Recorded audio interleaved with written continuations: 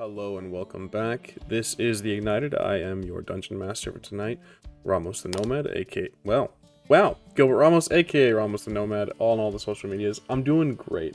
I have no announcements other than the fact that we have our intermission screen set up a little bit differently. Depending on where you're watching this, this may be old news. Who knows? But during our intermission, rather than fading from black and then cutting to a second part, we're going to have a brief intermission where we show you our schedule for our YouTube uploads, our Twitch uploads, and upcoming programming in the form of their trailers and their little teaser things. So we hope you enjoy that, and we hope you stick around for that during the intermission. It should only be about 5 minutes. But with that out of the way, I appreciate you being here. Let's jump into the people that you actually came here to see, our players. Hi, I'm Syranas. I am playing Elosai today, and today is going to be a lot of gunfire happening, to say the least. But you can find me here on the Rolling Nomads channel. I'm a humble mod in this community, and I'm happy to see you here. What's up, everybody? It's me, Edge Survival, or Edge the Nomad. I will be playing Kenshin this afternoon, and yeah, ready to get into it. Hey everybody, I'm Az, or As I Was on the social media, because I think I'm funny. I'm the previous intern here at Rolling Nomads, and today I will be playing Qztyl, the librarian. Hello everybody, I'm the Azure Butterfly, or Azure for short, or simply Rachel.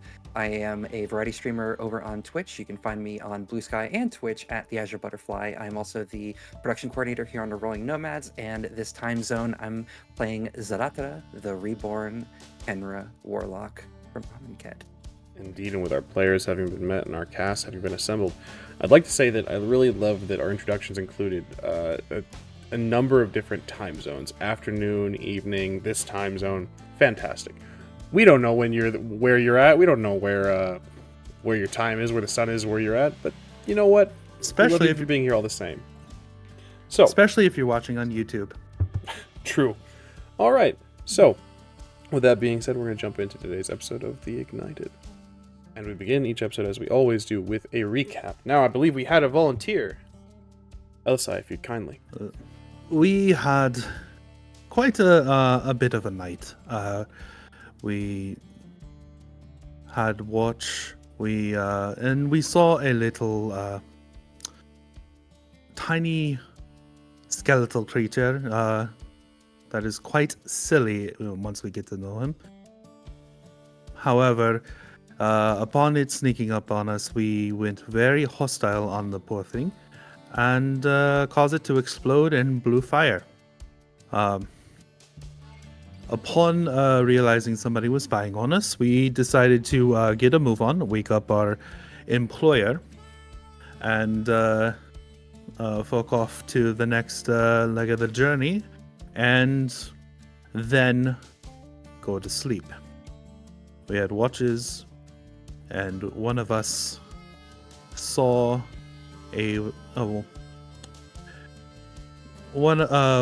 and before that, I apologize. A man by the name of Satoru Umezawa caught up with us and was looking for a friend. Said friend was the Tiny Bones, and we fessed up. We definitely killed the Tiny Bones, and he said it was all right, and he went to go take care of it. When we went to go camp, as I mentioned earlier, one of us saw a rattleworm honestly just toppled over and destroyed off in the distance. That was an interesting sight, as we were led to believe rattleworms were very strong creatures. So upon getting ourselves a very good pancake breakfast with some sake, we went off to a rustwood. We reached the ranch. So upon reaching the ranch, we followed Qztyl's note over to a specific location where we found the guild master of the Is It League? The current guild master of the Is It League. I don't remember his name, unfortunately. However, we talked to him about getting us out of here, out of Thunder Junction, and telling him our story. He seems like a easily overwhelmed chap.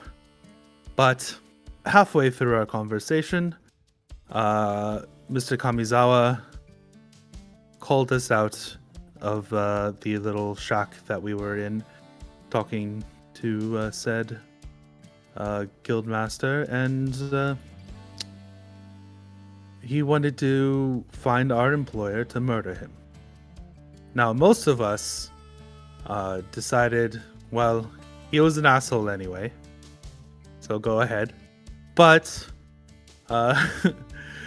but our friend here, with some kind of death wish, I'm pretty sure, went to go fight him. Or at least go antagonize him further. And now we're ready to fight this Kamizawa person. Excellent.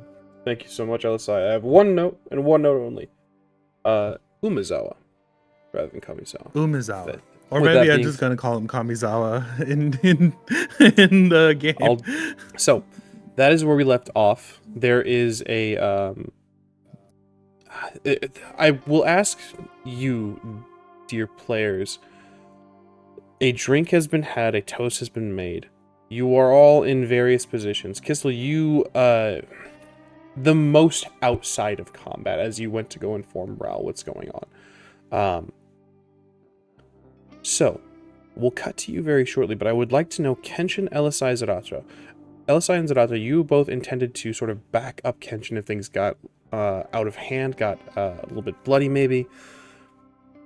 Mm-hmm. But Kenshin, the drink is had, the toast is made. I would like you to very quickly, in this moment, make me a... Let's call this a wisdom saving throw. 11 and a 15. 15 plus 3 is what, 19? No. 18. 18? Excellent. A brief flash. Nothing more. No pain. But a brief flash of a city floating in the sky. And spiritual dragons circling overhead. You're not sure if it's for an assault, or if they're the city's protectors, or if it's just part of the landscape of an everyday occurrence. This is what you see in a brief flash as he makes this toast. And in a mere moment, you see him again lowering the drink, gone from the glass. He holds the empty glass to you. What do you do? Yeah, I'll probably be looking a little confused or dazed, but as soon as I would come to, yeah, I would grab the glass and pack up and make conversation, I guess. Now, Zahratra, Elosai, you see this.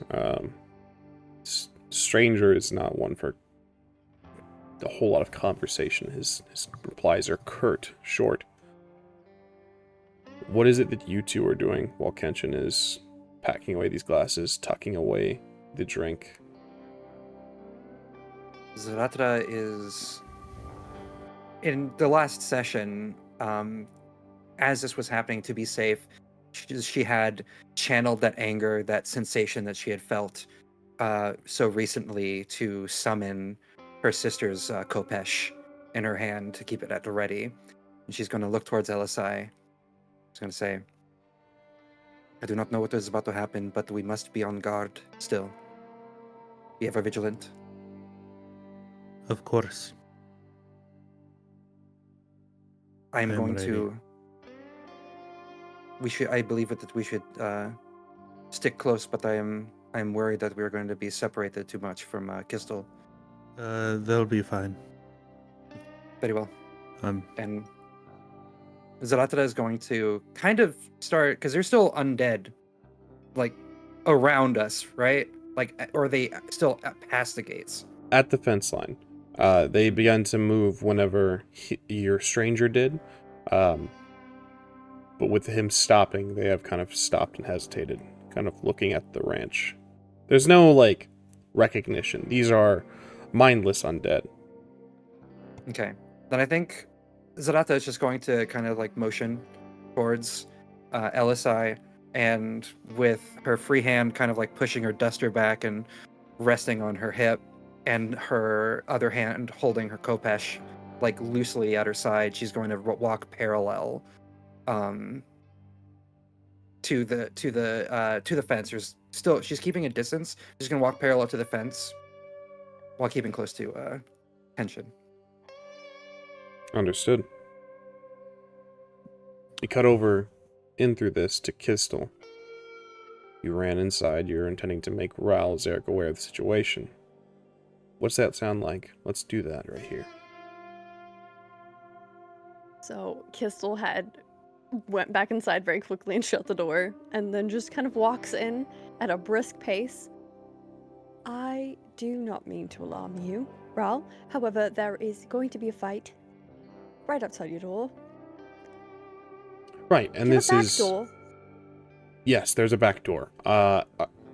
What kind of fight, exactly? Are your companions skilled in combat?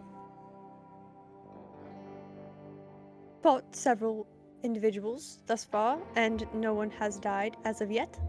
That's usually the goal in combat, is... Correct. I've read many reports on outcomes, and statistically speaking, right now, the odds are 47%. And I think, for the time being, that's what we have. Right. Who's outside my door? What does this individual look like? Who are you fighting? What is happening? Qztyl is going As to a give note- a thorough description. As you Yes, give the description, having had Elosai previously show what this individual looked like, he says, "Okay, so you're a stranger from the desert. Understood. The stranger from the desert. Correct. All right. And his tiny little bone friend. Okay. All right. Hold on. You can see Qztyl. He's kind of assessing. You can see like the eye is kind of darting back and forth as he's making calculations in his head and weighing options. But it's strange. He does freeze for a moment as he does this. And it leaves you to do whatever you would like in this moment. Back door it is. If we can sneak around, I'd give us another 12%. And just gonna sneak through the back and try and hit around the edge, so where they're walking, Qztyl can get a good vantage point to attempt to shoot whatever is needed to provide backup. Otherwise, it's just gonna be burning things. Qztyl's real good at burning things. Understood. You do this. We'll cut back to you very shortly. Kenshin. All the things are packed away. You can see his hand is resting on his blade. And he says, "One last chance." Yeah, I mean, I guess, yeah, one last chance. Everybody has one last chance. Do you want to fight? There's a smile. I'd like you to make an insight roll, Kenshin. 17 plus 3. Yeah. Dirty 3. 20. You can see with the smile, and he begins to pull his blade and ready it into a fighting stance. Insight check being, yeah, this dude definitely wants to fight. This is a giddy opportunity for him. He's excited. He's glad that there's resistance. And he says, Go on. Oh. Please. Is this till like a duel to the death or first blood? It would be dishonorable to grant you anything other than death at this point. Oh, perfect. Well, let's get this show on the road then. It's 1-on-1, right?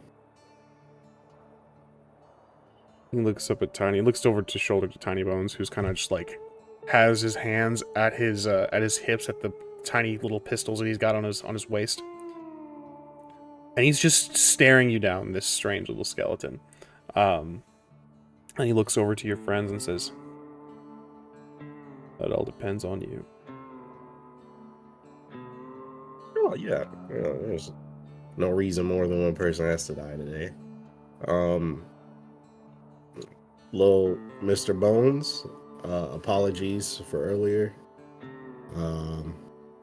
Wasn't sure what that was, but yeah, sorry. And I guess I'll look back to the rest of the crew and say, hey, don't worry about it. It's, he's just going to kill me. Y'all don't have to fight. It's all good. Is death not important to you? Does death work differently for you as well? No, he just has a death wish, and I'm not gonna allow it. You can see this stranger, blade ready, looks over to Tiny Bones and says, "Don't interfere. Kill the spares." And you can see Tiny Bones leaps off of his shoulder, just dives right off, and begins to sort of tuck and roll. Pistols pointed out toward you, Elosai. Left one at you, Elosai. Right at you, Zahratra. I would like everyone to roll initiative. That's adorable. My initiative is 21. I have Elosai, I have Qztyl. Let me see. Kenshin, what was the result of your initiative? 19. Qztyl, for this purpose, we're going to put you off to the side for the time being. Having had you looping around the back, it's only going to take you maybe a single turn doing a dash to loop back around if you wish, or if you'd like to be somewhere else. I don't have the back door of the ranch. This is sort of the front yard of the whole situation, along the fence line and everything. So you let me know what you want to do on your turn, and we'll position you accordingly if you essentially end up on the battle map. All right, so that brings us again to Zahratra. So Tiny Bones is aiming his guns at us. So, well, Correct. Zahratra doesn't have a gun. She has a free hand, though. The other holding her kopaz. She's going to take that free hand and make finger guns at it. And we're going to fire an Eldritch Blast as that dark energy comes out of her arms to her fingertips. And, ow. 10? Does a 10 hit Tiny Bones? A 10 does not hit Tiny Bones. Heard. So, take some narrative control. This is the Eldritch Blast, and I'd like you to describe what it looks like to the world, as it is going to, unfortunately, it's going to hit its mark where Tiny Bones was, but he's deft. He's quick. He's pretty agile, so he's kind of ducking and weaving and dodging as he's readying his aim for you. So take some narrative control.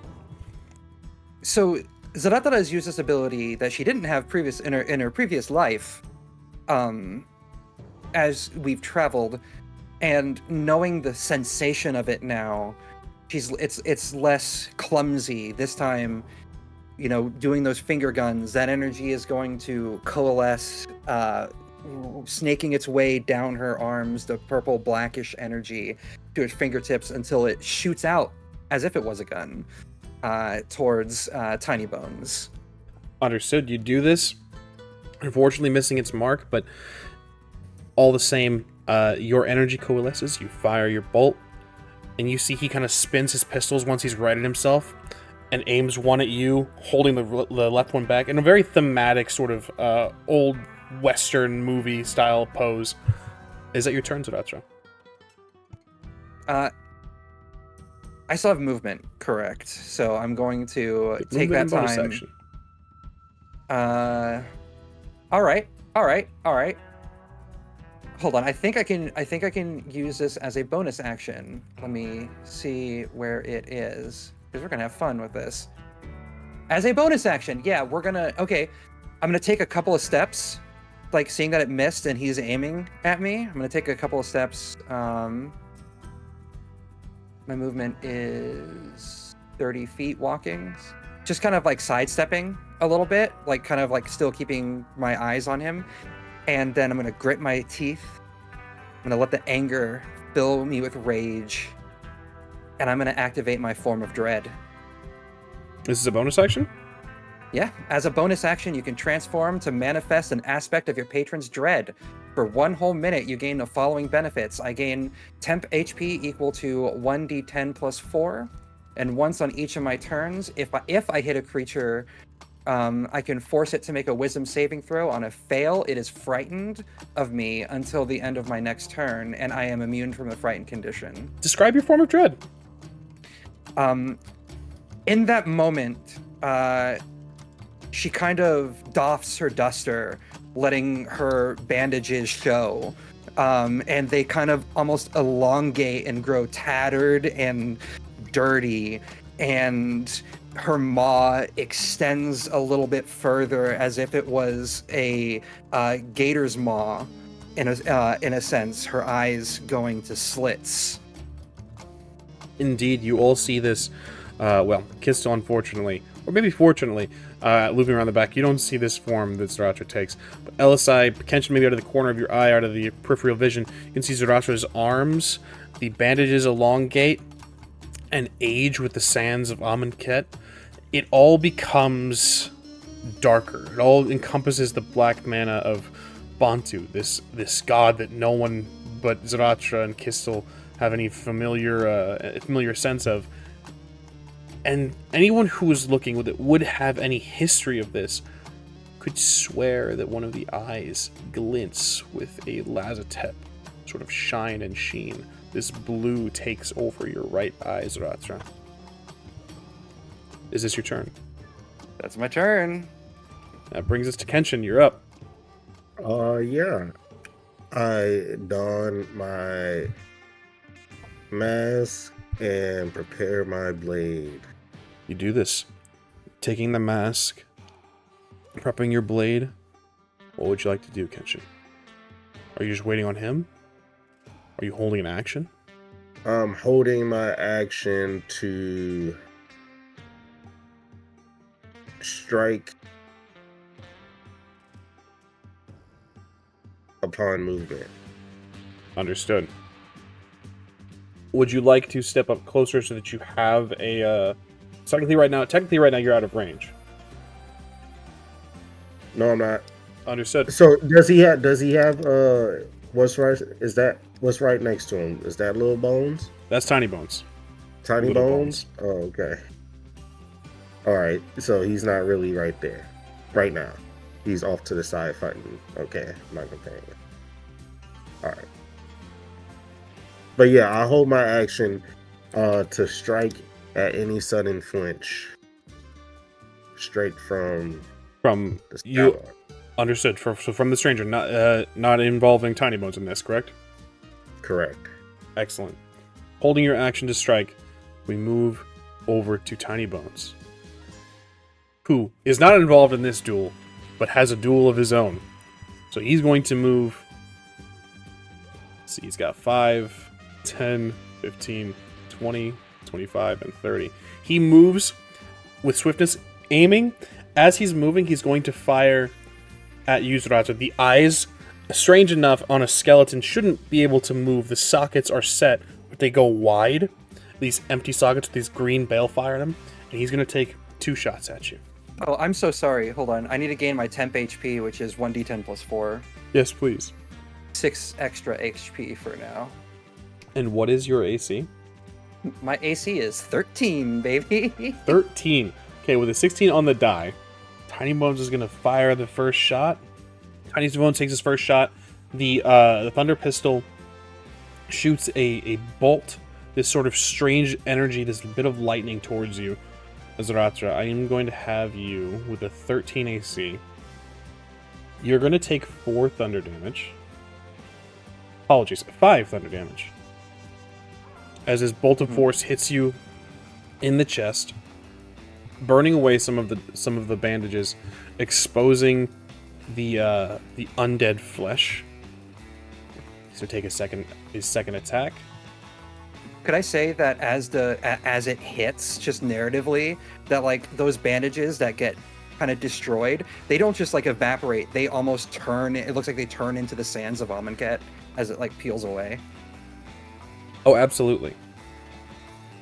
So, with you said your DC was 13?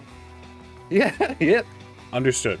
Alright, so with a 15 on the die, another shot is going to take you. It's going to hit you in the shoulder. You are going to take 9 thunder damage. I'm glad I had the temp HP for a hot second there. So that's all my temp HP is gone, and then I'm going to take 8 direct. I have 26 health left. And as the movement is done, the action is done, Tiny Bones fires these shots, and seeing that they hit, he brings the pistols up to his what would be lips, these teeth, and he just, instead of blowing wind to blow the smoke away, blows a little gout of green balefire, and then kind of just wings them back into the holsters, and wiggles his fingers, waiting for the next move.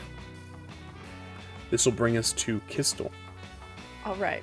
So no one's made a move yet, but the Tiny Bones. You've heard two gunshots, and Zahratra, I'll leave it to you. In your form of dread, if you the form of dread doesn't, with the temporary hit points, adds a little bit of bolster. I'll leave it up to you if you've made a sound of pain or any anguish at all. He'll make a guttural like growl, but it's almost like an ethereal echo as she growls in that form. Qztyl, it all sounds a bit familiar. There's a moment where Qztyl points the gun from Tiny Bones to Zahratra, finger on the trigger, and then moves it back, because we have to think logically about this. We're not gonna let the fear rule us, and I'm gonna take, and if I can see them, I can shoot at them. I'll Yes, take this 60 moment as feet. well. Qztyl, because we had positioned you sort of off-screen, outside of the map, using your movement, if you would like to position yourself at the edge of this map, anywhere along the top edge, by all means. And we can determine where you want to be, where you would start the combat as you looped around. Basically, Qztyl wants a vantage point to be able to see everybody, and then shoot them with Sacred Flame. You don't want to be right next to me? So, excellent. Wherever the edge of the farm, For sure. ranch house So- is, What you need 60 feet, correct? I need to be at least within 60 feet of everybody. Okay, so what I'm gonna have for you, you're gonna be 20 feet off screen. If you would like to be kind of take some cover, be behind the actual building of the ranch itself, we're gonna put you Yeah. 20 feet off screen, basically up to from this square, anywhere from this square all the way to this corner, would technically be the 60 feet. So, and we'll just keep note that you are 20. I'll put it in your box. We'll put it in the blue box that you are 20 feet off screen. But that'll put you to the point where you have a 60 foot. We need one more square over. I'm so sorry. That'll put you to the point where you are 60 feet within Tiny Bones' range and the Stranger's range. Okay, alright. In that case, I'm gonna need the Stranger to roll a dex save. Understood. What is the DC? 11. That is a dirty 21. Ah, That's a redundant statement. okay. Yeah, then it does nothing. Understood. As describe what the Sacred Flame, because I really like the idea that when attacks misses, maybe not just a miss, it does hit, but it's a shrug off or a sort of like it's a supplemental damage sort of thing where it burns away a cloak or whatever. What does it look like as this is going to hit him, but he's going to sort of shrug this off? So what happens is basically Qztyl's mouth opens and she starts talking in Draconic. And essentially from the air, this fire comes out, this deep red, almost dark fire spits out and hits the stranger in the shoulder and does burn off that cloak. The epic reveal of the villain is what we're going for here. Excellent. Indeed, you see a gout of flame move past you, Kenshin, and it burns away the cloak, burns away this individual's outer garb, the Thunder Junction garb that is covering up the mechanical augmentation of his arm. You see now the full bare tattoos. He's wearing this sort of black, almost sort of vest-like garment that is skin tight. It burns away a bit of that, but it takes away the cloak, and is now the huge, bulkish arms, heavily tattooed, and the tattoos, the coloration seems to be moving and twitching. As he grits his teeth and grips the sword, the fire bears away all marks of this plane, leaving only him and his origin. So, Qztyl, is that your turn? Yes, because I'm going to remain where I'm at and just throw things down and hope that something happens soon. Excellent. That brings us to the zombies that were the entourage of this stranger that are waiting for orders. They do nothing in this moment. That brings us to Elosai. Okay, I'm going to level my thunder rifle, and I'm going to cast a spell that is from my Planeswalker list called Ensnaring Strike as a bonus action. It is concentration for up to 1 minute. Essentially, on my next attack, thorny vines appear at the point of impact, and the target must succeed a strength saving throw or be restrained by magical vines until the spell ends. And while restrained, they take 1d6 piercing damage at the start of each of their turns. So I'm going to do that. I'm going to cast it at second level. And I'm going to fire my thunder rifle at Mr. Umezawa. Umezawa. No worries. Getting I closer. miss. Getting closer. With an 8, yes, unfortunately, that will be a miss. But I would I'm like still you to take concentrating on the spell.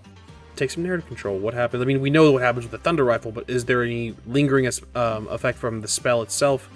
Anything that spawns from the miss?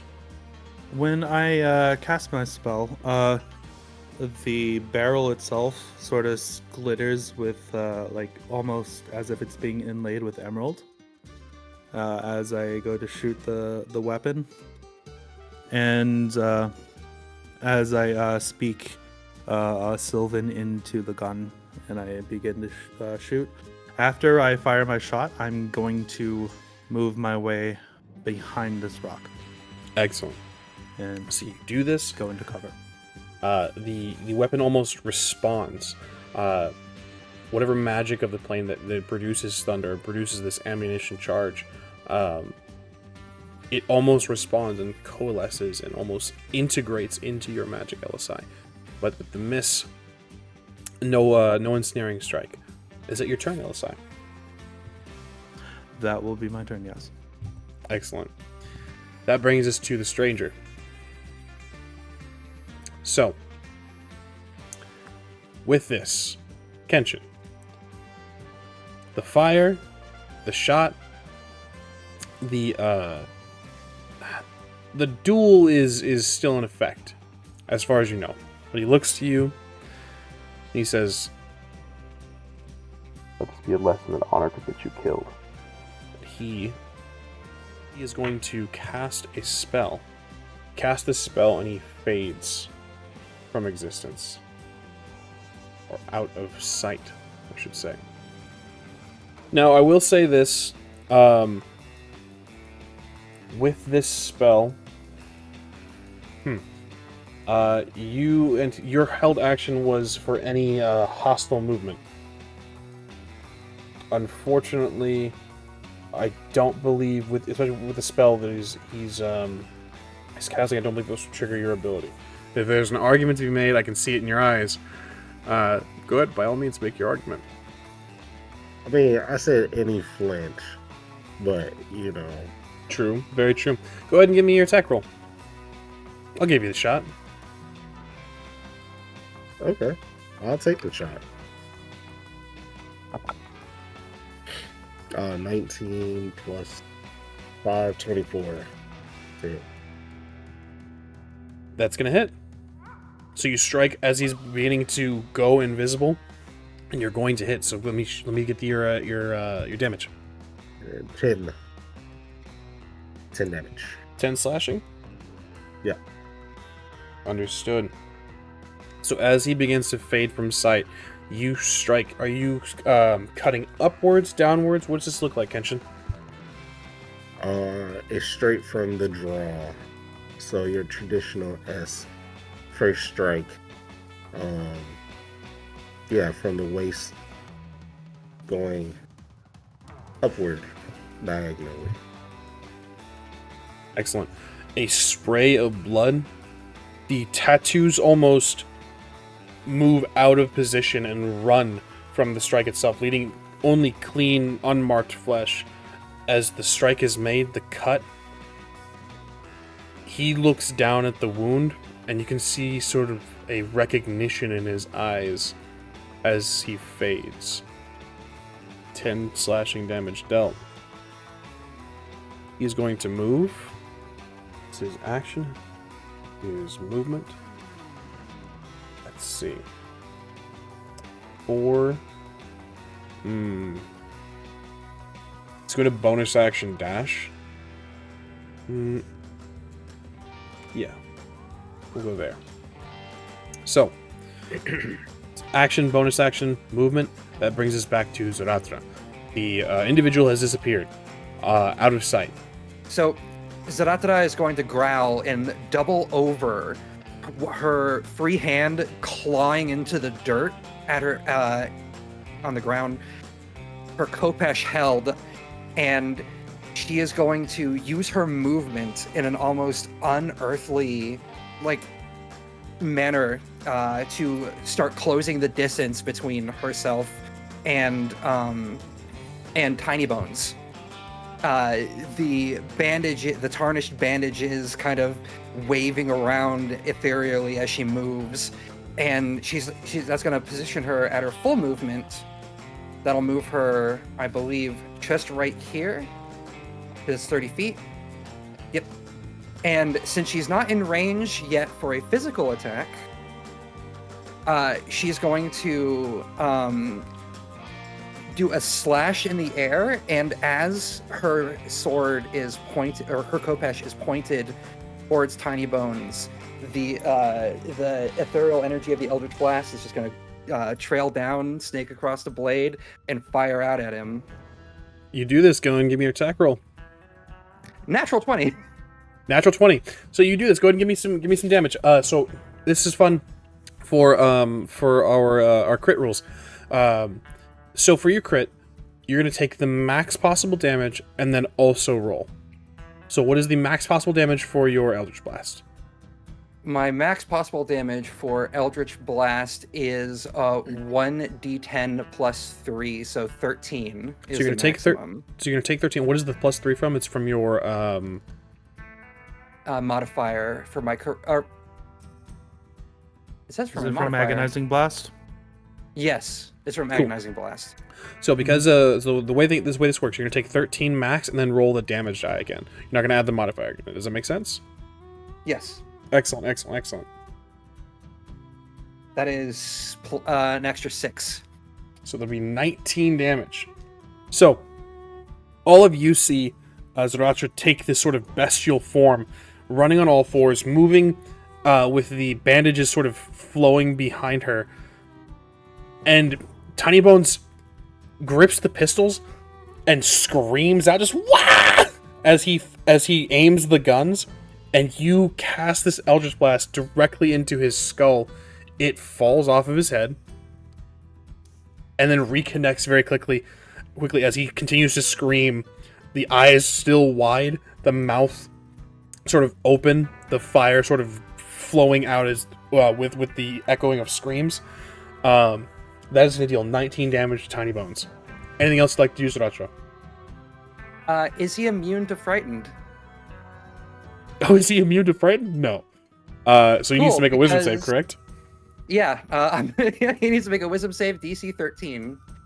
On a failed, he is frightened of me until my next turn. That is a 13 on the die. Until the end of my next turn. That's a 13 on the die. Unfortunately, that brings him to a 14. So not supernaturally frightened of your form. As she sees it connect, though, she will let out a loud her Khenra alligator hybrid maw going wide and letting out a loud, boisterous roar. And that's my turn. Excellent. That brings us to Kenshin. So he ran, right? He disappeared. Well, you know, yeah. Let me. I don't know. Are we on sand? This is more so, sort of rocks mixed with sand. It's the desert sort of. Think of California. What California should be if they weren't pumping water into a desert, trying to make it not a desert. Well, can I do some type of persuasion check for him to stop being a bitch? Yeah, I'll allow you to do a persuasion check or intimidation check. Entirely up to you. Yeah, let's go with those, and then we'll move from there. We'll see if there's another option for you, depending on your roll. Unless there's not, like, did the blood go invisible too from the wound? Yes, unfortunately, the way invisibility works, everything on his person is going to be invisible. Okay, then yeah. You said I can do an intimidation? Intimidation or persuasion? I guess intimidation. And I'll say, for someone who supposedly took down a rattleworm, you sure do seem scary. 17 plus 4. That'll be 21. So, with that being said, you call him out on this action he's taken. On his turn, he will take a subsequent action. Is there anything else you'd like to do? That was my action, right? So I only have a bonus action. I will do nothing. I don't think I can do anything else. Yeah, so I'll just chill. Understood. That brings us to Tiny Bones, who, having been accosted, we'll say, is going to run back 5, 10, 15, 20, 25. Can't quite get on the rock. We'll go 30, where he's up against the rock. He's going to take shots at you again, Zahratra, as he's moving around the rock and doesn't see Elosai until it's too late, and is going to make 2 more shots at you, Zahratra. First one is a miss, as this hits almost just in front of your forearm, the what would be your paw, since you're on all fours. 3s, technically. One of my hands is still holding my Kopesh. The second attack is a miss, as it sort of hits the Kopesh, and it doesn't leave a mark, doesn't glint. It's sort of, the Kopesh almost absorbs the thunder, almost absorbs the electricity, and it eats it, almost hungrily consuming it. Whole time, Tiny Bones is screaming as he's running, as he points and he's like almost panting this bit of balefire, just. And then Elosai, you see this creature now, not next to you, but to your side, and he looks to you and just. That's going to move from Tiny Bones to Qztyl. The whole time. Shoot Tiny Bones. Shoot the horror that we have nightmares about. But, you know, we can go back to trying to shoot the stranger, but he is gone. So we have to shoot Tiny Bones or how far are the zombies? The zombies are very far out of your range, unfortunately. Well, actually, no. With the Thunder Rifle, hold on. You're 20 feet off screen. Let's measure. Your tool just wants to throw my character into the abyss, and so It's 150 feet away. The closest zombies. So, with that, with your range being 80 to 240, you could hit. I'm gonna. Understood. Plus dex. Yes, for the rifle. Which is, it's still 17. Okay, I'm a Well. librarian. that will still certainly hit. Okay, D12. That is an 11. 11 thunder damage. Let me mark this off. So, normally, they're on screen. Would you like to pick one out? This is the closest one to you. Yes, Perfect. the closest one. We're picking them off slowly in order. So, normally I would ask you to take some narrative control, but with the thunder rifle, it's kind of left to the mechanics of a thunder rifle. You take aim, you fire the shot, and obliterate its left half. The left upper portion of its body, its left arm is gone, the left pectoral is missing. You've not dealt with this weapon, Qztyl. This is not a Ravnican make firearm. This is some real kick behind it, and it was not kick as in the sense of like your shoulder hurting. This is dangerous. How easy this is to fire and how little like kickback it has. This obliterated this thing's left portion of its body. We're going to keep that knowledge for later. Is there anything else you'd like to do, Qztyl? I would like to summon Qztyl's spiritual weapon. Excellent. What is the range on spiritual weapon? You can throw it, not throw it, but you can summon it basically, I think, within a certain range. 60 feet. Jesus, I okay. can have it within 60 feet. So you can go 40 feet from where you are on screen. You can put it about anywhere on this line. Actually, you can put it right in front of Tiny Bones, and it can, with the summoning, it can also take a hit. It can also make a hit. You know, Or you can hit me. I was gonna try and like use it as like a defense for Kenshin, but I don't know where this guy went. For all we know, he went, "Ha, this is a fun joke. I know his boss." So we're going off what we know about his boss, and so we're gonna have to do a perimeter around Kenshin. But yeah, if summoning it in front of Tiny Bones, and then just in case we have to stab the creature, you know. Understood. So we have to another. We win.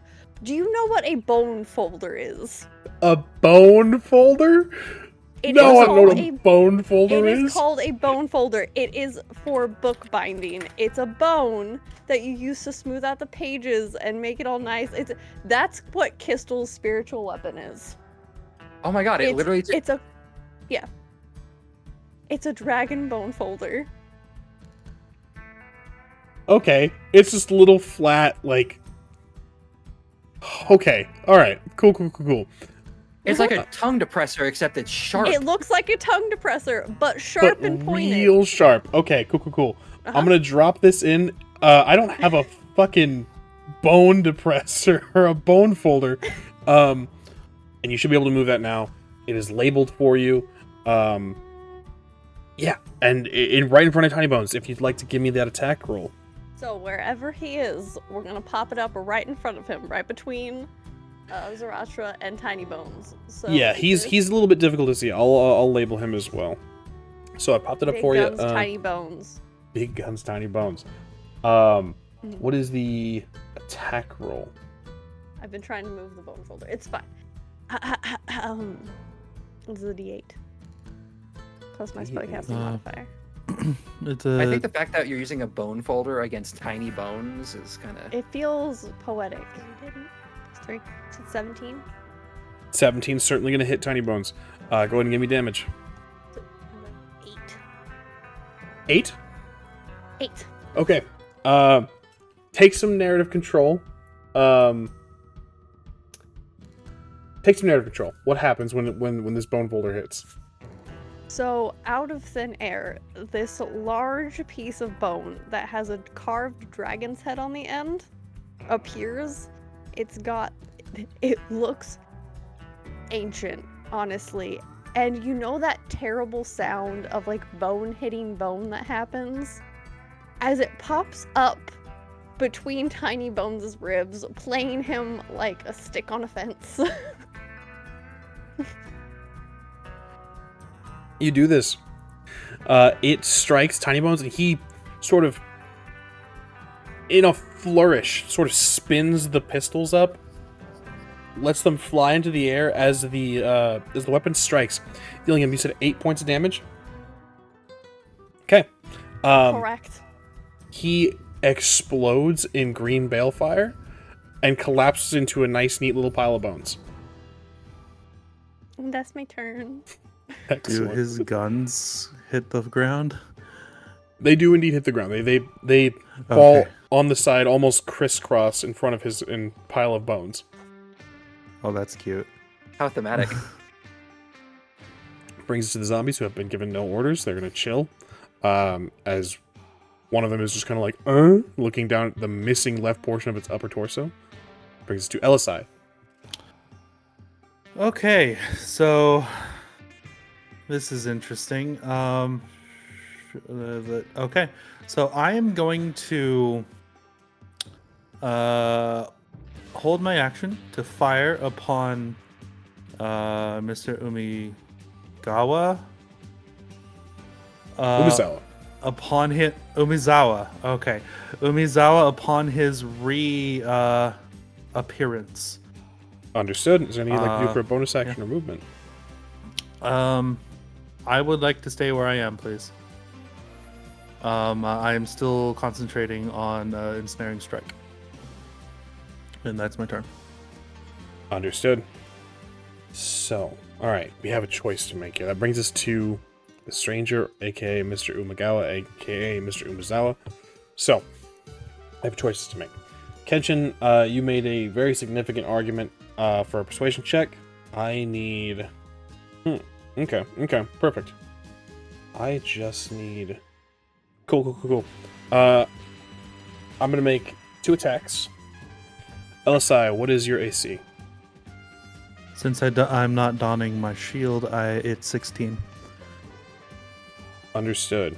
So, I'm gonna roll some damage. And as I do this, you are going to see the stranger appear to your left. Kenshin, as he strikes, the second strike, he glances over to you, a grin on his face. This is pure glee. You said your AC was 16, Elosai? Mm-hmm. Indeed. All right, I need to do this properly. The first strike, you're going to take 10 slashing damage, Elosai, as he reemerges, and it's going to trigger your held action. Yes. Of which, does a 15 hit? A 15 does not hit. Okay. Second attack. Do me a favor, take 6 more slashing damage, Elosai. And on the second hit, it looks over to you, Kenshin, and calls out, "No one said I was afraid. Gave you an opportunity to die with honor, and your friends took that from you." and that is going to be his turn. This is actually where I'm going to pause this here. I apologize, I didn't realize we were at the top of the round, and right at the half hour, or the hour and a half mark. This is a perfect time to take our break. I'm so sorry to cut you off, Zahratra, but we will be back very shortly to see the exciting conclusion of this combat. Tiny Bones, RIP. So, we will see you guys in a little bit. We hope you enjoy our intermission screen. See you very soon.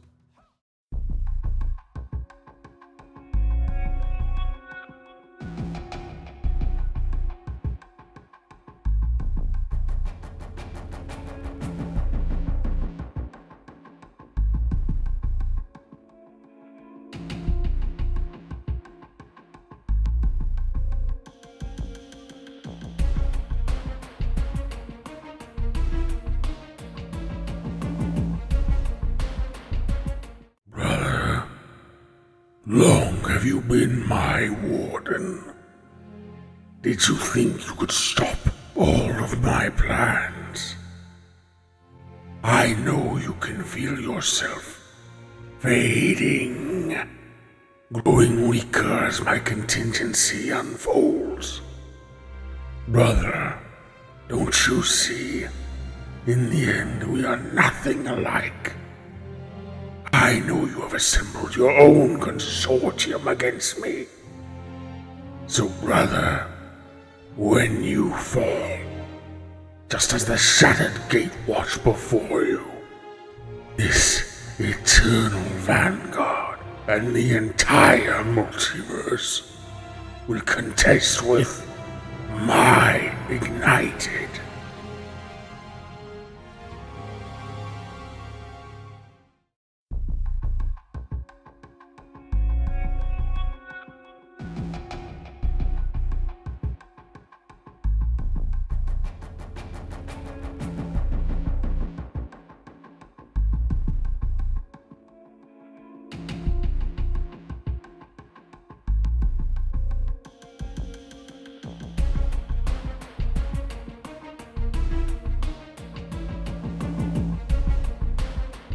Welcome back. We are returned.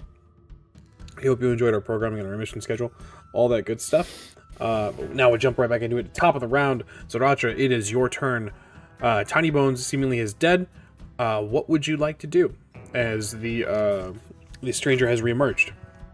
I have something cute ready.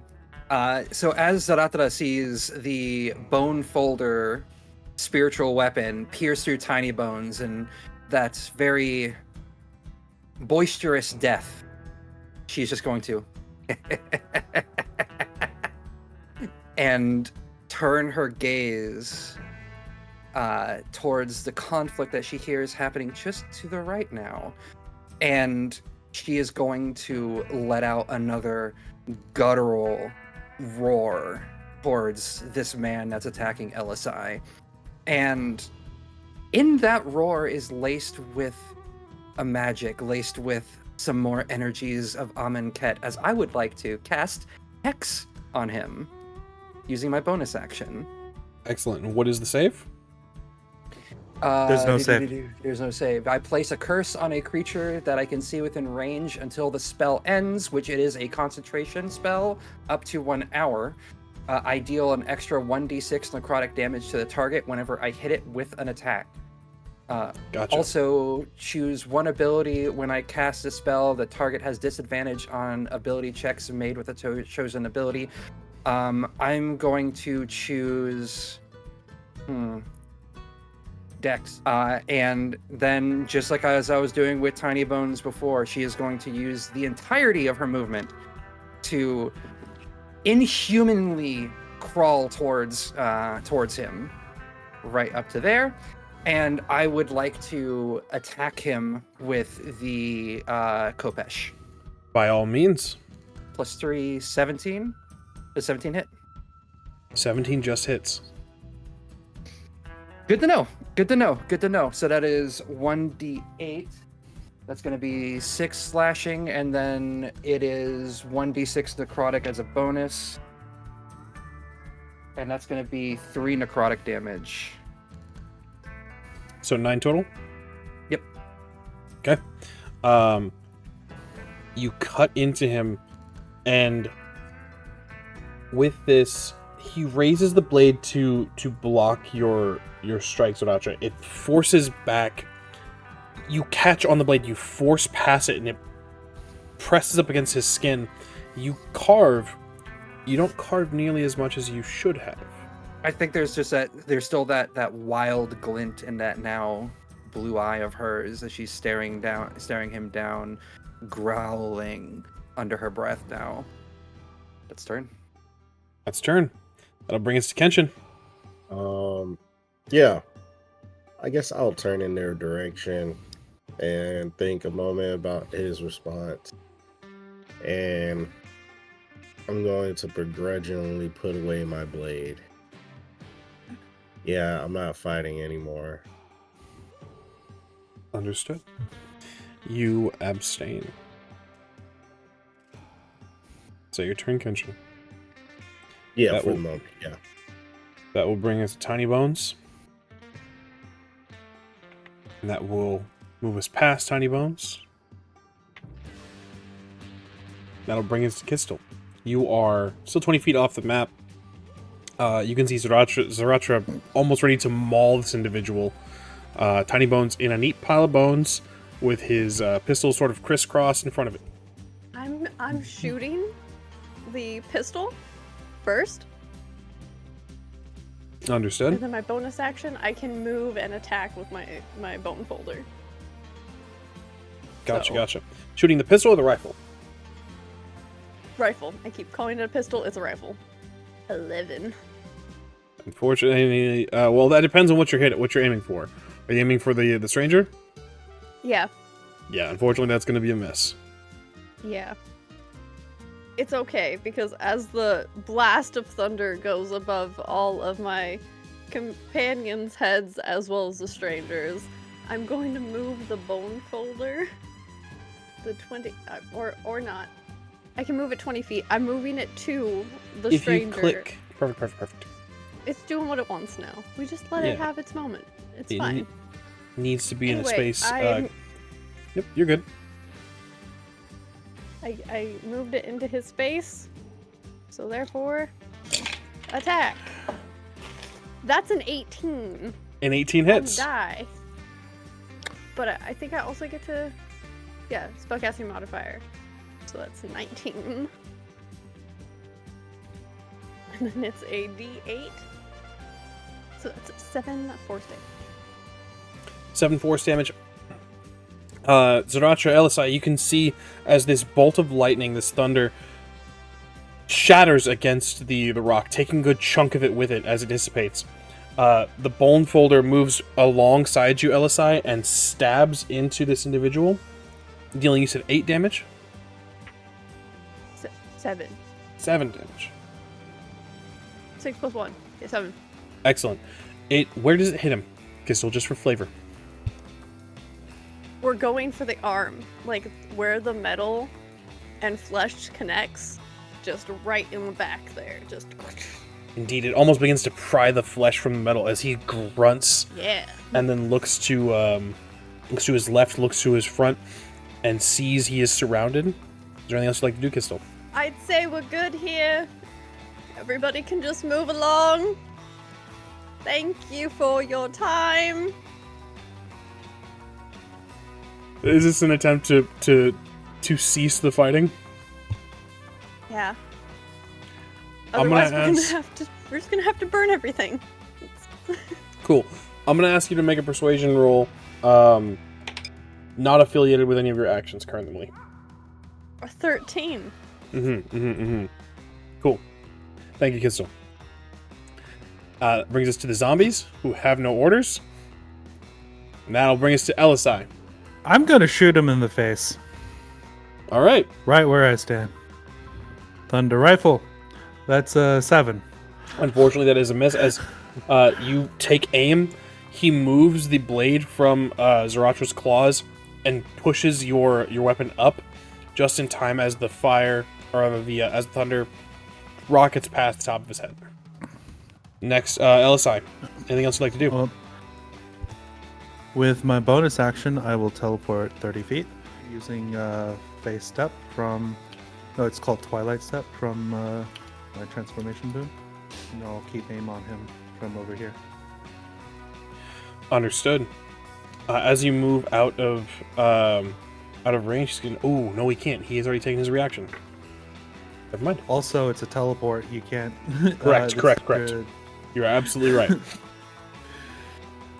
You are absolutely right. Is that your turn, Elosai? It is. Excellent. Brings us to the stranger. What is your AC, Zahratra? 13. Oh no! Cool. He's going to take 2 swipes at you. Using his attack action. +2 to the damage for dueling. Zahratra, the first strike is going to take you 14 slashing damage. As he cuts into you and he says, You think you scare me? And the second strike, your AC is 16, 13? 13, 16. 13. Okay, cool. Second strike is going to deal you 11 more slashing damage as he cuts into you and says, I have trained with Yosai. I have dueled Ryosai. I have faced Kokushu. I am descendant of Toshiro Umezawa. You are nothing to me. and how are you looking, Zahratra? Ya girl is at 1 health. So I would say, narratively speaking, as she's taking these this damage, bits of her own like flesh are going along with the tattered remains, also turning into sand as it flies away. There's no blood, there's just sand, and she's giving out that echoing ethereal scream every single time. She's not looking great. Alright. He is going to use his bonus action. Sick. Okay, cool. He's going to use a bonus action to use his ability Second Wind, which is going to heal him 1d10 plus this level. And he's also going to take an action surge. Zahratra, I'm not going to bother rolling damage. You said you have 1 hit point left. You are dropped. And can we say that as she lets out one final wail in that moment before going unconscious, the aspects of her form that made up that form of dread just break away and cascade into the wind as she falls. You do this. You are unconscious. You'll begin making death saves on your turn. So, he has one more attack with the with his multi-attack feature. He's going to... I don't believe he can get to you. Yes, he's used his bonus action. He cannot get to you. Qztyl. 20. But he can get 10 feet off screen. He can get within... So he's 10 feet off screen. He's within 10 feet of you. As he's rushing you with the blade. Cannot make the second attack of his action surge. But this grin never leaves his face, Qztyl. Again, the enjoyment is palpable. You haven't seen an individual this deranged, aside from maybe the Rakdos Guild themselves. And he says, No peace, no truce. Only the paint of the sand with your blood. As he rushes towards you, Qztyl. God, you are definitely one of his, and I'm not the fight you're looking for. That is going to be his turn. Zahratra, I will ask you, 1, if you would like to make this death save, or if you would like me to for some narrative tension, or 2, well, make that decision first. We'll get to the rest of it. Do you want to roll, or should I? I would like for you to roll my death saves for me. Let this be on you. Let's fucking go. Understood. Secondly, would you like to know what I just rolled for your death save? Or would you like me to keep track of it myself? I love surprises. So, Okay. I will withhold the information. I will let you know at the end of combat what happens. Friends, you see that Zahratra has dropped. You see that she is struggling for her life, or whatever facsimile of life that she had. Whether or not she's going to make it, nobody knows. That'll bring us to Kenshin. Yeah, I'll move to Zahratra, and I'm gonna cast Spare the Dying. Understood. Detail Spare the Dying for us, Kenshin. And also, if you would kindly, what does the flavor of this look like for your spellcasting? Yeah, I mean, Spare the Dying. Well, yeah, let me say what Spare the Dying is. Choose a creature within range that has 0 hit points and isn't dead. the creature becomes stable. And it has a range of 15 with a casting time of 1 action. But yeah, Spare the Dying for me looks, you'll see Kenshin kneel down to his Khenra friend and begin chanting in a movement of his hands as there's some form of like mystical bluish stuff floating. Yeah. This spectral energy moves from Kenshin to you, Zahratra, and you fill your lungs with air as some of the wounds begin to close. Now, Spare the Dying leaves you at 0, correct, and also unconscious, just stable. Yeah. Don't know death saves. But you are stable, Zahratra. As your action, Kenshin, anything you'd like to do for a bonus action or a movement? Let me see. Oh, I could lay on hands as a bonus action. So yeah, I'll do that. I'll lay on hands as a bonus action. And give Zahratra 5 hit points. Zahratra, you are conscious with the lay on hands as the energy pulses back into you. For a quick moment, you feel your heart beat as normal for a split second. That sort of thump thump, thump thump, thump thump, and then it fades back into what your heartbeat has become. Thump thump, thump thump. But you are now conscious and at 5 hit points. Hell yeah. Zahratra is just gasping and they're clutching at her chest. You only die one time. And that brings us to Tiny Bones. And we will move past Tiny Bones to Qztyl. So, Zahratra's up. How's everybody else looking?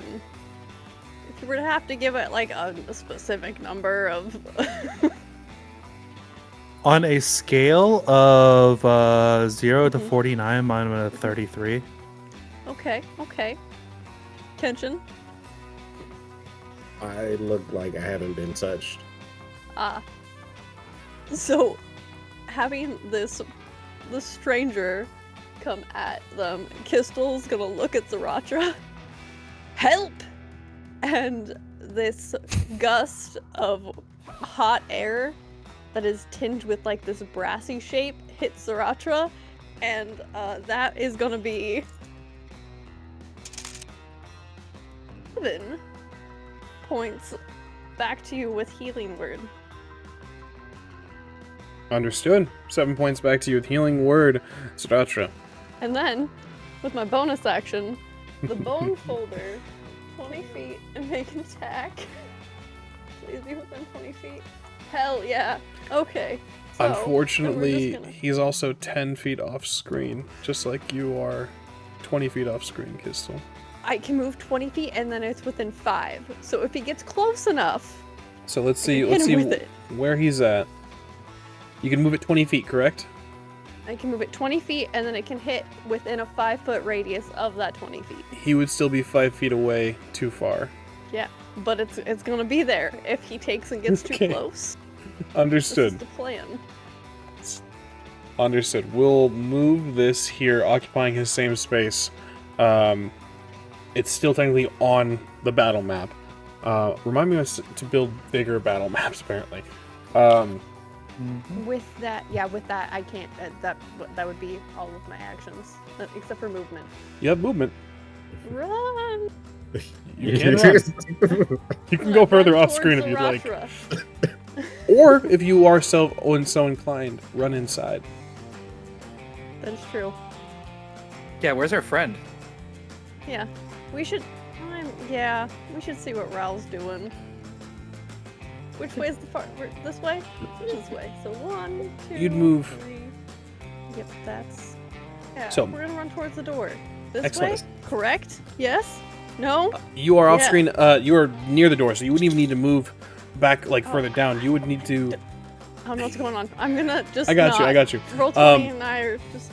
We're gonna keep you 20 feet off screen, but you essentially run to the left and Yeah. inside the door, and you can see Ral sort of pacing, holding a what looks like this sort of badge, or I mean, you recognize this. It's one of the symbols of the Vanguard, and it is pulsing, this sort of glow.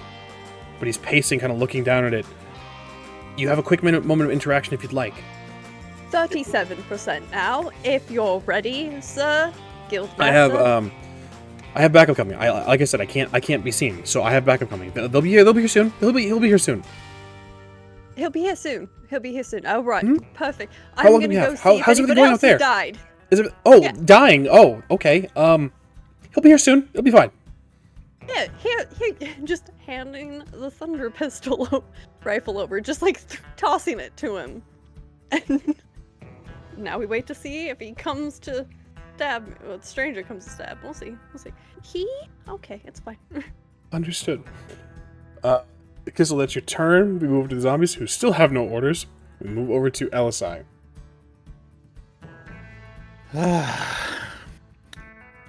Let us recite the litany of accuracy. As I fire this fourth shot, grant me the sight of the eagle, the calm of the breeze, the patience of a saint, and the skill to smite my foes from afar. And I fire the thunder rifle. Fuck me. I'm so sorry, Elosai. Unfortunately, that is going to be a miss. You have fired with your eyes, and you've forgotten the face of your father. So we move. My father has also forgotten my face too. Fucking rough, dude. That is your action. Is there any bonus action or movement you'd like to take? I would like to move myself 30 feet here. And then keep aim at the stranger. And that's my turn. Excellent. That moves us to the stranger, and I have some things to do for you. So, the stranger is going to rush. He's not going to be able to make it. Not going to be able to make it unless he dashes into the house, into the ranch. And that takes up the action. He's going to have to do that. Yep. So, unable to move his token, but we're going to move him just next to... Oop, that is the bone folder. We'll match him with you, Qztyl. As he rushes around the corner, blade drawn, Ral stands with a thunder rifle in hand, looking very uncomfortable. He has dropped the symbol.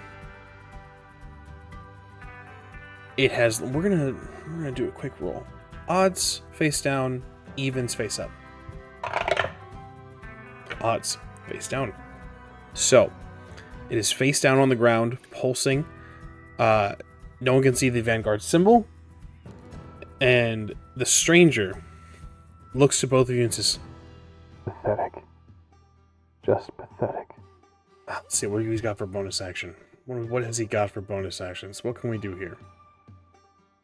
Bonus action, be kind. Bonus action, be kind. Go fuck yourself. Oh, right. He can bonus action dash. He's going to take a swipe at you, Qztyl. Two of them, actually, with this action. This attack action.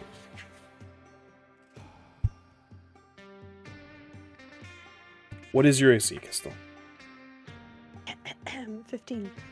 15. Okay. There's a 14 on the die. Let me do some math. There it is. Yep. Okay, that is a 22. Yep, that hits. I would like to remind everyone that Qztyl has 20 hit points. Correction. Qztyl has 10 hit points because this is going to deal Qztyl 10 has slashing. 10 hit points. He's going to move, take a second slash. I'm so sorry, Qztyl. Excellent. Not excellent for you. I'm so sorry. That is going to be 7 slashing damage. Still has For the second 3 strike? hit points. Qztyl, as your blood, this is something you haven't experienced. This is you're a librarian. This is combat. This is new. And this blood-crazed psychopath carves into you in front of a member of the Vanguard, one of the rival guilds of Ravnica. There are several things that are going to happen all at once.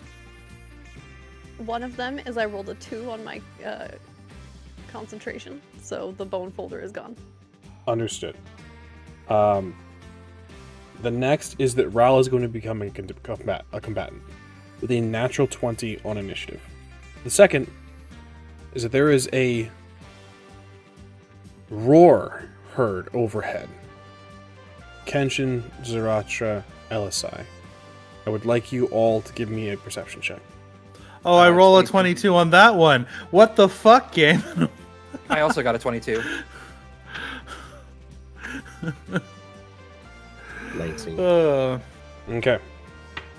19, 22, and what was the result of your rolls, Zahratra? 22 as well. 22 as well. You see overhead, not blocking out the sun, but descending down from the clouds, through the clouds, a huge, hulking red figure. Horns, bulging muscles beneath the red skin, winged, almost plummeting to the earth. Descending now is an individual that none of you, aside from maybe Qztyl, have knowledge of. Oh, fuck. A huge, hulking demon. As he drops onto the ground, he wields a glaive and is spewing fire from his mouth. He wears a sort of loincloth along with a bandolier filled with almost like oversized thunder cartridges. Branded into his left arm are these two, almost like a tattoo, but this brand of two angelic wings on his left arm, and some sort of filigree signature that can't be made out. Unless any of you speak Celestial. Do you speak Celestial, Zahratra? Abyssal, Celestial, Common, Khenra, and Minotaur. You would know the name on here is Aurelia. Aurelia. I assume that's not a name I actually recognize as belonging to anybody. Nope. Qztyl would. Well, we'll get to that when Qztyl sees it. If Qztyl sees it. So I'm going to give Ral and this individual the same turn order. Because I do not have Ral's token as well. Nat 20. Okay.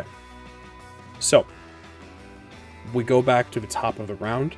End of the stranger's turn. These two individuals will act at the same time. Ral is going to be, again, like I said, become a combatant. And is going to take the rifle, take aim, pistol, and fire at the stranger.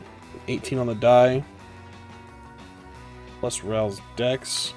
Lack of proficiency in this particular weapon. You're using all different types of dice today.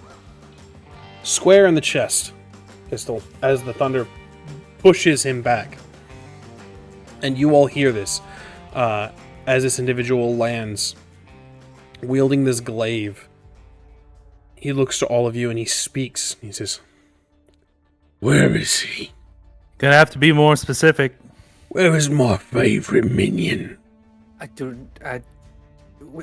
name. Do you have a name? He looks at you, Zahratra, this fire in his eyes, this rage, and just inhales. You can feel the warmth sucked away from the desert as he inhales and then screams. Satoru. I want to be a pile of bones, would it? Satoru. Then the only other person that could have that name would be, and she's gonna point towards the probably open door, right? I think it's over here. That is going to... We are still technically in initiative order. I'm going to put us to Zahratra. We can decide after this round if you guys would like to continue combat.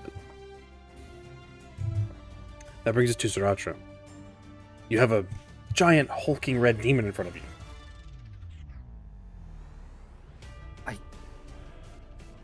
Yes, whoever you are looking for is probably in there. That is. Zahratra is just kind of flumbering a little bit right there. She almost died again. She's not doing great. Understood. I'm gonna hold my action if we're looking for something to do. I'm gonna hold my action on like getting it on like getting attacked. Understood. If you are attacked, what is the action you'd like to hold? Misty Step. Misty Step. Understood. Excellent. Holding your action to Misty Step if you are attacked. That'll bring us to Kenshin. I feel the need to attack this one. I'm gonna walk to Tiny Bones and pick up his remains to bury him again. Understood. You do this. Give me an insight check, please. It's what, 11? Yes. You go to pick up Tiny Bones' bones, his remains, and there's no life, Kenshin. This is a pile of bones, a pile of remains. But you saw what happened. The pistols flew up into the air. They dropped to a nice, neat little pile. When you go to pick up his remains, the tiny hands, these tiny little skeletal hands, are gripping the pistols. Not moving, not attached to anything, but they're gripping the pistols when they weren't there before. And I shake them off. You attempt to, you kind of wiggle and shake them off, and they're clasped like as if they died with the hands around the pistols. You know, judging off of the contested roll here of your insight versus his deception, Tiny Bones is not dead. Tiny Bones is faking it. There's a sort of, as you try to shake, the eye kind of just frowns a little bit, and then returns back to its normal sort of just skeletal appearance as you try to shake the hands away from the pistols. Oh, like what? The skeleton tried to put itself back together, or what? It's not dead. This is an ability or some sort of magic that it has. It's still Well, conscious and Can I keep the hands? Can I keep the guns?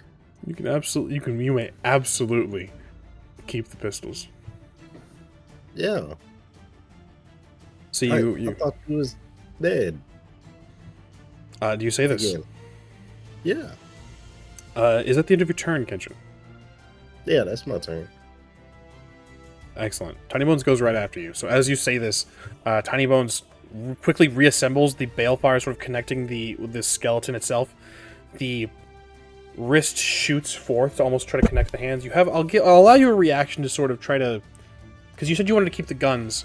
I want to hold on to these hands. I want to hold on to the guns. If he either's gonna let go of the guns and get his hands back, or he's not getting his hands back. Are you holding it like out front? These two guns, Yeah. or are you holding one hand? Okay, you hold it out front, and his skeleton reassembles, shoots forth, and he's kind of dangling in front of you, going, looking at you, and just smiles, and then fires two thunder charges into the air. Fires again, 2 more thunder charges into the air. That is Tiny Bones' turn. That is a fair reaction. That brings us to Qztyl. Okay. I would like to use Cure Wounds. Just putting Qztyl's hands over the stab marks to try and not die with my 3 hit points. Understood.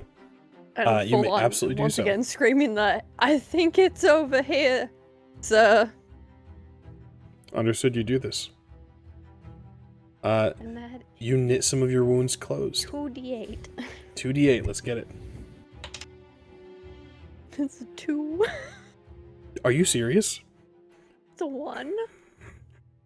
For 2d8? Total of 3 plus 1, 4. I my spellcasting modifier, so that's 4. 4 Yeah. hit points. That's so rough, dude. That's so rough. Y'all are struggling right now. I'm so sorry. The struggle bus is real. This is fun. Dice is going over here. I'm at All full right. health. I'm fine. Jesus. Qztyl, is that your turn? Would you like to move? Would you like to try to take cover? Yeah, Qztyl's gonna try and get a little bit out of the way of Rawl firing. You And do kind of this. Step to the side just in case, because now the other guild master's shown up. Indeed. That'll be moving us to the zombies, who still have no orders. And that brings us to Elosai. You're just There is a chilling. giant hulking red demon in front of you. He's concerning, but I need to know if the others are okay. I hear Qztyl talking, but that doesn't mean she's not in danger. I'm gonna go my full 30 feet. I'm gonna Twilight Step my last time, as I can do it as many as my Charisma modifier times, and at the door. So that's total 60-foot movement. Excellent. You see a very, I shouldn't say very, but a wounded stranger. The tattoos have coalesced and moved across his shoulders and his back now as the thunder has created a sort of open wound into the first few layers of his chest. Demon guy's here. Is that your turn, Elosai? You wanna go? I'm gonna fire again. Can you fire at him one more time? Fuck me. All right. Yeah, that's. I've been rolling on the die under 10 every single time, except for my perception check, this entire time. Yeah, you're very perceptive, and that's sometimes the shots we take are 100% of misses or whatever the saying is. Fallout lied to me. So, Elosai, that being your turn, that moves us to our stranger, who sort of grimaces and just looks at all of you, and takes a moment to look at Ral, and then takes the sword in his hands and cuts away the hinges of the door as he storms past you, Elosai. For the moment, the time being, we are out of combat. Zahratra is standing up, straightening herself up as best as she can, and is going to go to pick up the duster that she had removed when she took that form and put it back on, kind of watching what the demon's about to do. Not saying anything just yet. You can see the stranger move. Now a name has been given fully. Satoru. As he moves to go speak with the demon. Now there's no way you wouldn't be able to hear this. Even Qztyl inside. Rakdos is loud. Incredibly so. And Satoru is not quiet either, as he's voicing his frustration of being interrupted. Rather than bore you with the full scope of conversation, having me talk to myself, essentially, what you can gather, what you hear, is Rakdos say, handle the situation. You got distracted. Satoru is insistent that he was taking care of it. Tiny Bones is still in your grasp, Kenshin, if you wish. He doesn't seem to want to let go of the pistols, so he's going to try to kick and, struggle and try to pull away from you. You are much stronger than Tiny Bones, so whatever you would like to do. He's not letting go of the pistols. He's an adornment at this point. I would imagine Tiny Bones would like to go back to his friend, so if I could just walk up to him and just kind of be a part of the team with Tiny Bones. You want And to I'll just hold him out? Yeah, I'll just be holding at least one of the guns to my side. No, I'll hold on to both of them. Yeah, I'll just hold them out and Understood. Just stand there. You can As they gather talk. from this conversation there's a hierarchy, that Rakdos is higher. But what you can gather from this conversation is Rakdos is not the boss. Interesting. Satoru was to gather whatever the individual that hired you all was supposed to gather up his supplies, gather up his things, kill him if need be. You all, Rakdos states, are a distraction, something that is to be ignored. It doesn't matter. This is when things start to become heated between the two of them. Then Satoru lets slip, maybe intentionally, maybe not. He says, And the Guildmaster? Is he a distraction? You said you were the only one. and Rakdos looks toward the ranch. Go about your task. I will handle it. And Satoru looks to all of you, and then looks you specifically, Kenshin, and sheathes his blade. And he repeats to you, Kenshin, honor will get you killed. And he turns and he snaps his fingers, and the zombies begin to follow him into town. A reschedule then. Hold on. Wait. You still can't kill him. That's Rakdos steps in front of your line of sight and says, Now what to do with all of you? Hey, Raul. Big demon guy seems to know who you are. This is quite the sight and quite terrifying. It reminds me of meeting the gods. No.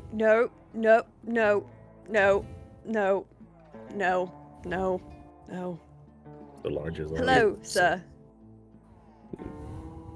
Rakdos kind of looks down at you, Qztyl. You can now fully see, you said you speak Celestial, correct? The brand, the sort of tattoo on his left arm, the two angel wings with the signature of Aurelia.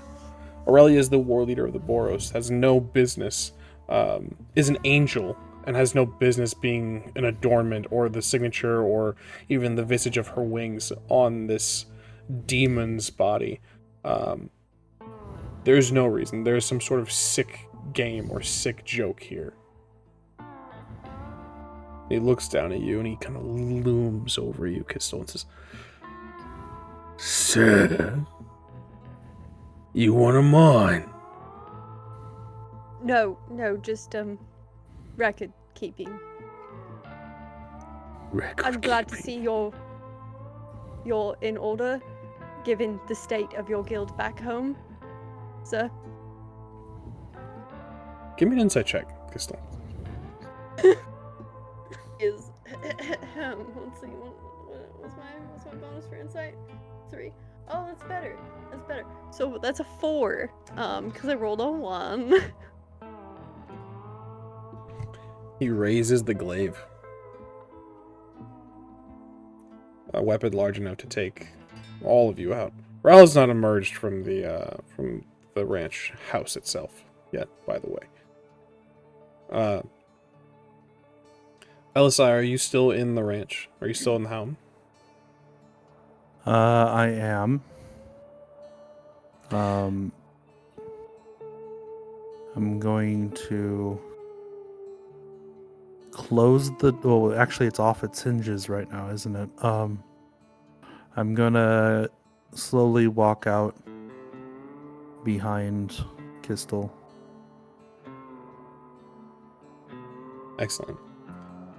Rakdos raises his glaive and then brings it down, casting fire and destruction, but missing all of you. And he screams out, Kneel before Rakdos, the Lord of Riots! and he whispers, Right, take me inside. I'm going to shrink down and I want to meet him again, alright? I have some things I need to discuss with him. Of course, sir. I have all the notes Dude, ready I need you and to the do... tea. No, shut up. I need you to do some screaming, like, right now, alright? As if you're in pain. Oh, All of of you! course, sir. Scream! And Crystal- Scream! Qztyl screams and then goes, so do you want the same tea as you normally have at the guild hall meetings, or if you'll come this way, please? do you all scream? I change form to of my old friend Kiva and scream. I will use the last charge before my next long rest of my form of dread to retake the same shape that I had before and let out that same scream. Excellent. Kenshin, do you scream? I will give the most enthusiastic. You do this. He takes the glaive again and slams it down to the left of you all. Horrific sound of fire and burning. He kind of glances over his shoulder. Right quick, I think he's out of sight, but I can't really see past. You know, I have an issue turning my head nowadays. There's a crick in my neck, you know. Of course, and just are we in the clear? He drags the glaive and says, "Grab on, quick!" Okay, I can grab on it.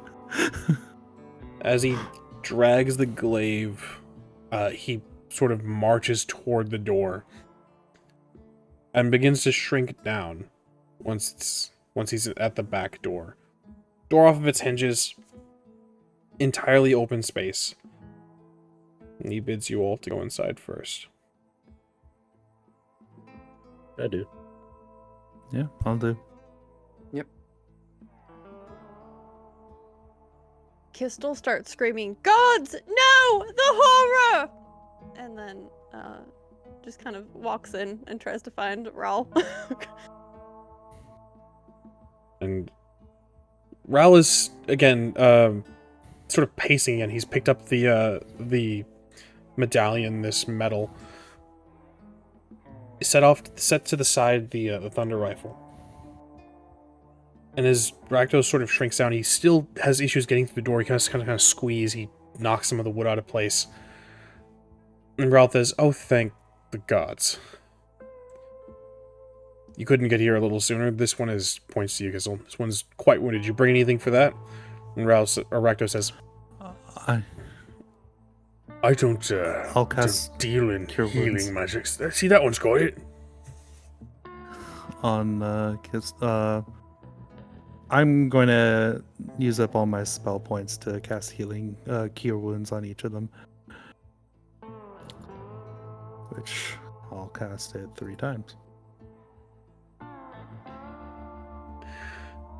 "You do this.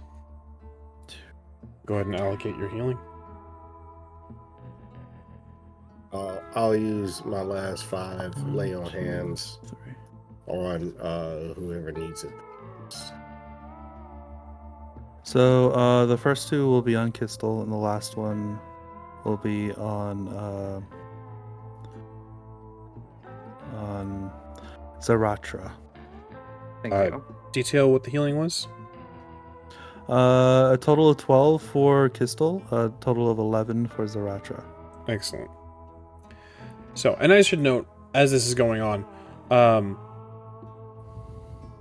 Kenshin, Tiny Bones is still with you, if you're holding on to these pistols.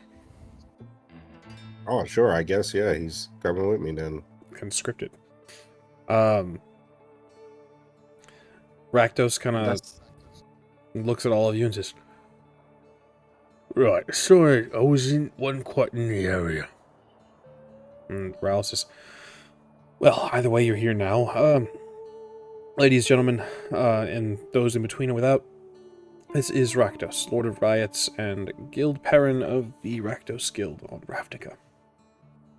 He kind of leans down and says, At your service.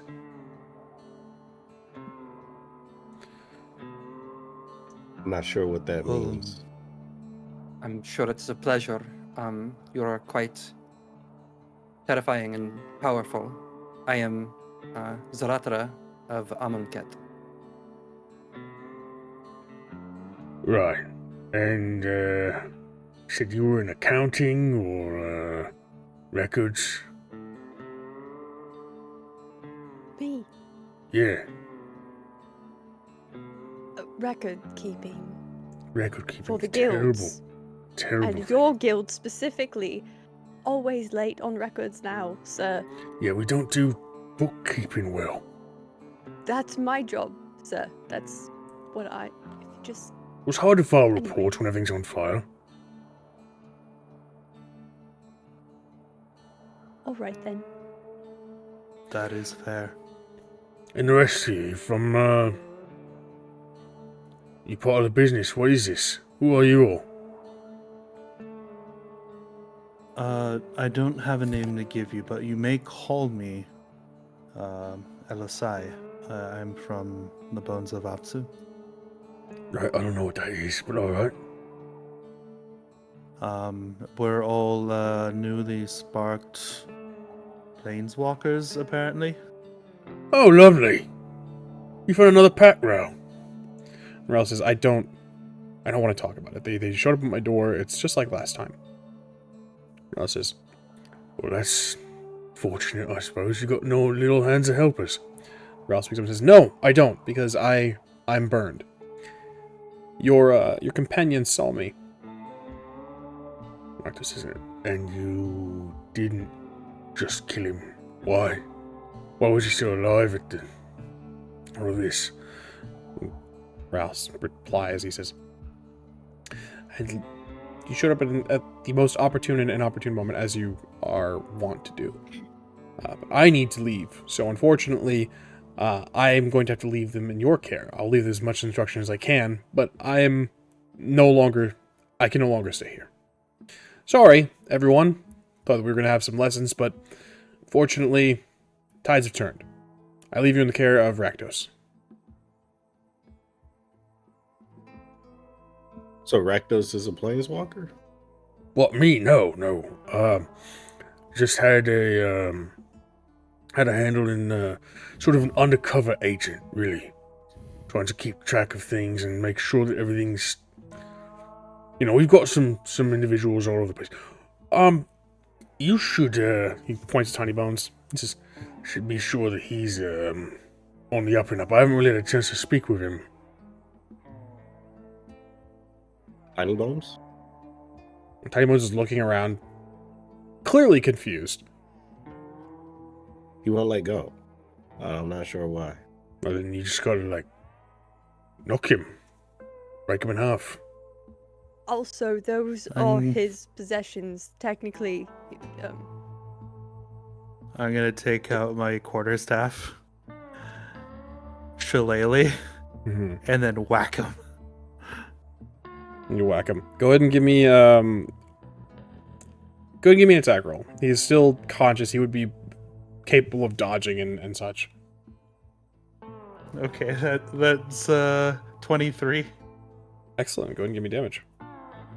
I roll a 1 on the damage die, but it's a total of 4. You do this. Tiny Bones once again collapses into a pile of bones. He says, nah, that's not going to stick, but give Buzz a little time. Put him in a box, quick. Alright, put him in the box. I mean, he made it all the way out the desert. He's rather resilient. No, he's like got a recurring healing factor sort of thing going on. I'm not really sure what's wrong with him. I don't even know where he's from. He doesn't speak to nobody in the gang either. That might be the perfect inside agent then, sir. If you can talk to him, if you can get him on your side, yeah? He's a good little mascot. He seems to like guns. He really likes guns, you have no idea. He likes explosions too. He's a lot of fun. Are we getting hired, or what exactly are we No, doing? so Ral interrupts and says, I have to gather my things. I was under the impression that I was going to have the opportunity to teach you and get you back to where you need to be. But with Satoru Umezawa having seen me, it's no longer safe for me to be here. It's no longer safe for... Rakdos will essentially have to have killed me in order to maintain his cover. So all of you are going to need to find your own way. What? Terribly sorry, but this is kind of the way things rolled out. Understood. So, I- Omen Port then. that hasn't been the way things have been run previously. This is new procedure from what I don't like this. Why? Why what? Why? Why is it getting changed? Well, because in order for Rakdos to maintain his cover, he's infiltrated Oko's gang, and is maintaining, keeping sure that things are balanced, and it does become a larger threat than it needs to be. Like I said, we're all keeping eyes on Thunder Junction, but Rakdos, because Satoru Umezawa has seen me, a guild member of Ravnica, a known member that associates and affiliates with the Eternal Vanguard, I can't stay. Rakdos will have to have killed me in order to maintain his cover. Otherwise, they'll know something has happened, that Rakdos is lying, essentially. So, I need to go. I need to die. But wouldn't he still know? Like, Because we're gonna have to make a show of it, I suppose. There'll be a fake body and blood, and you have to have steps to cover up the steps that you're trying to take. And right now, and you're all going to come with me and infiltrate Oko's gang. That way I can keep an eye on you and get you where you need to be. You're going to have to play you're shy at acting, sorry about that, but your screams are you overact a little bit. He points to you, Qztyl, and he says, you're going to have to pretend to be grovelly, sort of begging for your life, doing whatever it takes to stay alive. Yeah, no, I've captured you. You're going to be my servants, my minions, as far as the gang is concerned. I have never begged a day in my life, and I don't intend to start now, but sure. See, that's going to be, you got to really get into the role, you see. I am for a moment I can get into the mood of things. Right, so yeah, no, you're kind of used to groveling. I wouldn't put it that way. I'd put it as worshipping, but yes. Same thing. The last time I was on my knees, my identity was stolen. That's real sad. I don't like that. That's not entertaining. It's not fun. No, it's not. I apologize. And how about you? Can you lie? Yeah. can I lie? Yeah, how's your deception? Can you spin a yarn? I'd rather not.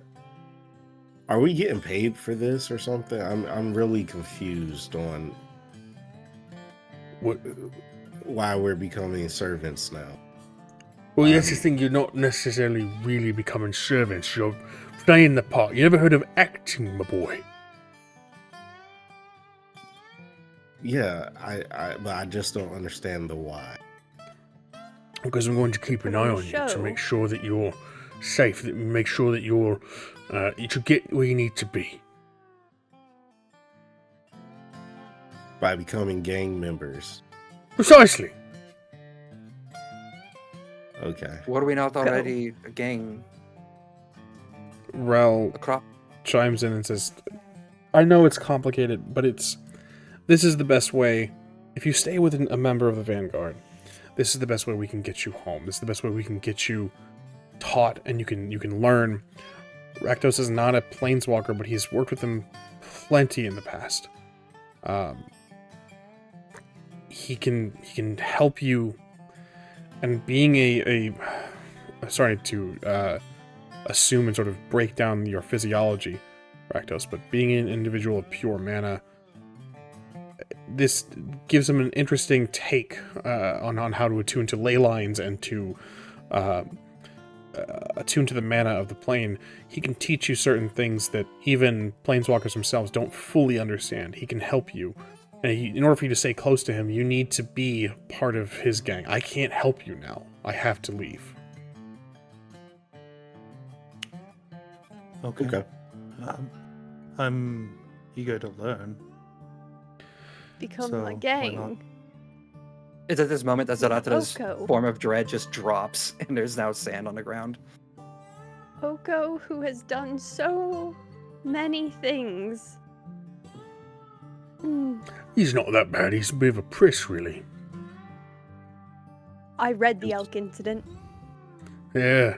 Yeah. Good bit of fun that was. Wish I could have been there. Of course, sir. Of course. So, there's enough blood from outside. We could just spread it around. Oh no, I'm gonna burn outside. This whole place. Oh, I hope you weren't attached to the individual that hired you. We're going to kill him. We are going to commit a lot of crimes and a lot of murder in this sort of undercover operation. As long as you sometimes don't he was touch an the asshole. basilisks. Oh yes, the basilisks. Yeah.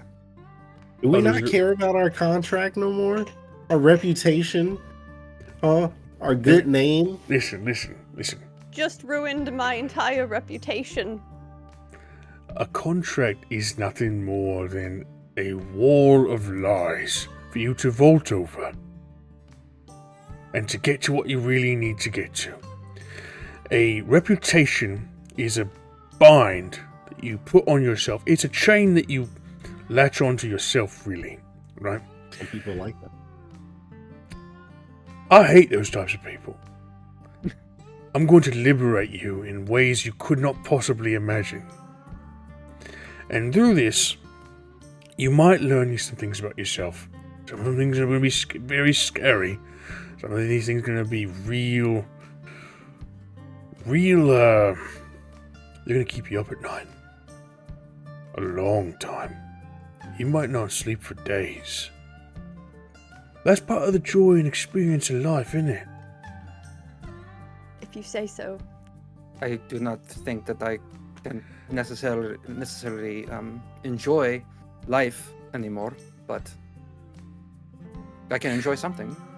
And certain and things, pet- there are going to be certain perks, right? Ultimately, it seems like Oko's working toward a goal, right? But in the pathway of that goal are a number of different things. Banks, noblemen, all these posh little fucks with all their money. And that gets to become your money. Do you like that? No, not particularly. I do not care about money, not especially with what I'm hearing about this capitalism. But I More can tools enjoy a to- job for the sake of the job. More tools to get us to where we need to be is always good. Well, I don't know if I can work with this lot. They seem real fucking sticks in the mud. Morale says, I think you're going to have to, unfortunately. And it's not I truly am sorry to all of you. But this is the best case scenario. Well, Case scenario would have not become planeswalkers and still being home. That's the best case scenario. But this is what we call what we're stuck with. Yes. I'll leave behind some notes. And just be sure to study up. And then when you're able to leave this place, it'll be all uphill from there. As far as Oko, he looks to Rakos. Does he? How does? Can they be honest about their identities with him? And Rakos says, should be fine. If anything, he could be a good teacher for them for planeswalking. Is a matter of getting what he can out of the experience. Morale says, there you have it. You'll have a mentor for planeswalking, an individual that can keep their head on a swivel and an eye on you. The knowledge of what we have become is way more important to me than money.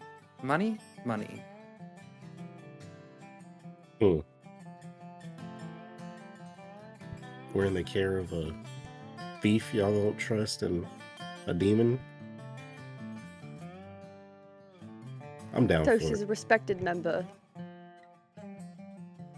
of the guilds. Despite my best efforts, yes, a respected member of the guilds, I am. Oh, yeah. All right. Sounds Well- like we have a plan. No Excellent. issues from me. Everyone outside, I'm gonna burn this place to the fucking ground. Can we take a shot first?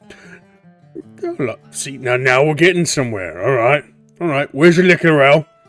Rel says, I don't keep liquor while I'm on the job. Yeah. And you present the sake. Everyone who is taking a glass, let me know. Zahratra got Yeah. introduced to alcohol and absolutely loves it. So. Rough. You all take a shot. Raul takes one too. Rakdos. Little bones. Rakdos absolutely takes. You put Tiny Bones in a box. Tiny Bones is still Word box. uncertain if Tiny Bones can be trusted. You open the box and a little hand reaches out and you pour some of the liquor into the box, and sort of you just hear this little belch of balefire that comes out of the cracks. You all take this drink together. Is there a toast at all? Does anyone have anything for a toast? To survival. They're forging new paths. To our new acting careers. Yeah. Family, friends, and gangs. Rakdos says, "To gangs!" And then Raul We're kind about of shakily lifts his glass and says, "To dying." You all drink. Then you are all ushered outside by Rakdos after Raul hastily gives you a backpack full of papers and little bits of research. And you see Rakdos ascend to his full height. The Lord of Riots brings his glaive down onto the ranch house and burns away and destroys any evidence that Raul was ever there. Raul remained in the home, last minute planeswalking as the blade makes impact.